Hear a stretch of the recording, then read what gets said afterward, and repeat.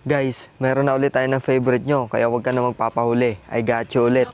No broke boys, no new friends. I'm not rich, give me my test. This is the 2010 Toyota Camry 3.5Q automatic transmission. Exterior wise, fresh and original paint, auto retractable side mirrors, may turn signal lights at 17 inches alloy wheels, naka Bridgestone tires. At dito naman sa harap, projector headlights, fog lamps at chrome grille. At syempre dahil top of the line at full option to, push to start at keyless entry na siya.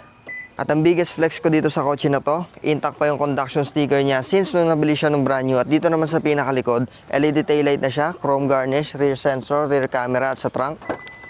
Siyempre, maluwag ang trunk space niyan. Under the hood naman niya, meron siyang 3.5 liters, 6-cylinder automatic transmission gasoline engine. And so far, yung engine condition niya, maayos pa naman.